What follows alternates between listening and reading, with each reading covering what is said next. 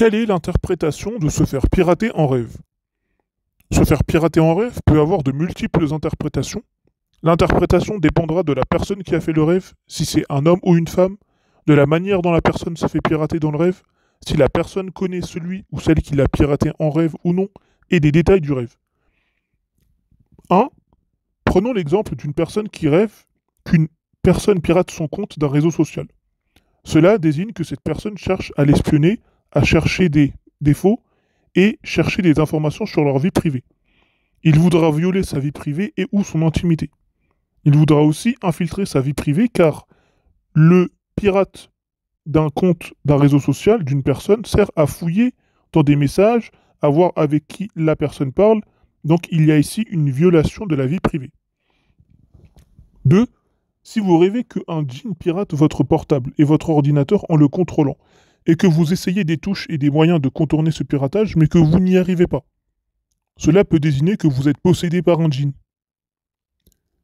Petit 3. Si vous rêvez de vous faire pirater votre ordinateur ou votre portable, et que votre portable ou votre ordinateur exécute des tâches sans votre consentement, cela peut signifier que vous êtes ensorcelé et qu'on vous a fait de la sorcellerie, car il y a certains types de sorcellerie qui permettent de contrôler les actions d'une personne, ses gestes, que le malade est sous contrôle et sous l'emprise du sort jeté par le sorcier.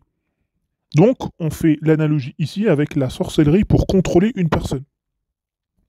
4. Si vous rêvez d'une personne que vous connaissez, et que cette personne pirate votre portable et que vous n'arrivez pas à vous débarrasser de son virus, cela signifie que vous êtes sous l'emprise d'une personne qui a le contrôle sur vous. Ça peut être un pervers narcissique ou une personne autoritaire, etc. L'analogie ici, c'est le fait que le pirate introduit un virus puissant que vous n'arrivez pas à éradiquer. Et le fait que une personne a du mal à se débarrasser d'une personne autoritaire ou d'un pervers narcissique ou perverse narcissique. 5.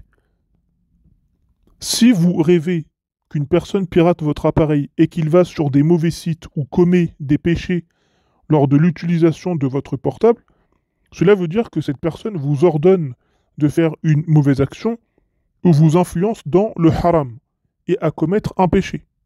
L'analogie ici, c'est le fait qu'il exerce ce péché à votre place par votre appareil.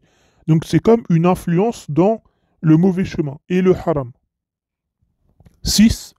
Si un homme rêve de se faire pirater par une femme, ou qu'une femme rêve de se faire pirater par un homme, cela signifie qu'une personne va piéger le rêveur pour le tenter à commettre la fornication. Car le fait de pirater une personne est comme le fait de violer l'intimité d'une personne, et c'est ce qui est de plus cher pour une femme, et de violer son intimité, c'est-à-dire lui retirer sa virginité par la fornication. On applique l'analogie aussi pour l'homme car c'est une des choses les plus honteuses. 7.